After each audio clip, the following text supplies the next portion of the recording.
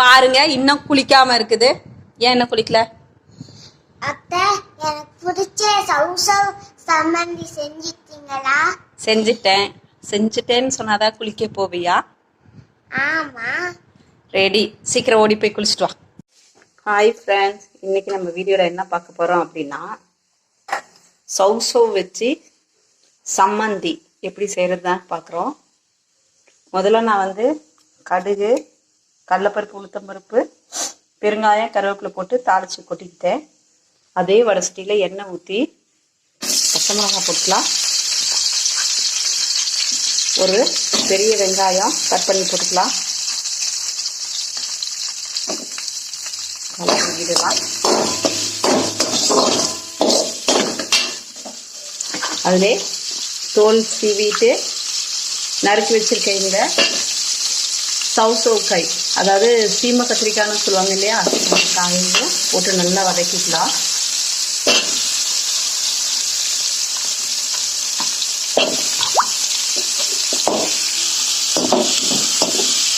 அப்புறம் தோல் உரிச்சிட்டு ஒரு 5-6 பல் பூண்டும் போட்டு நல்லா வணக்கி எடுத்துக்கலாம். அதுக்குள்ள தேங்காய் துருவிட்டு வந்துடுறேன்.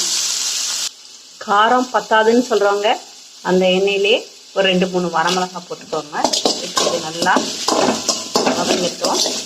கலரி வச்சுட்டு சிம்மில் வச்சிடலாம். சவுசவ் நல்லா வதங்கிடுச்சு.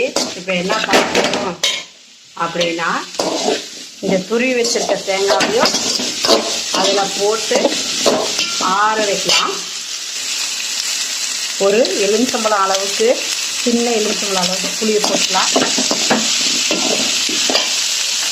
இந்த தேங்காயையும் போட்டு கேஸ் ஆஃப் பண்ணிடலாம்.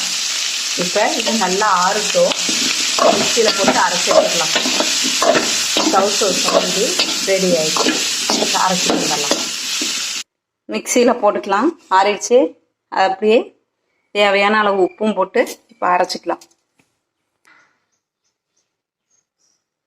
சவுசவ் சம்மந்தி ரெடி. இப்போ தாளித்து வச்சுருக்கிறதுல கொட்டிக்கலாம். கொட்டி சாப்பாட்டில் போட்டு கலரிக்கலாம்.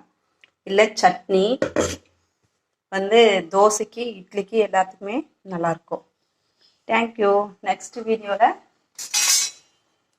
இதே மாதிரி வேற ஒரு டிஃப்ரெண்ட் சமையலோட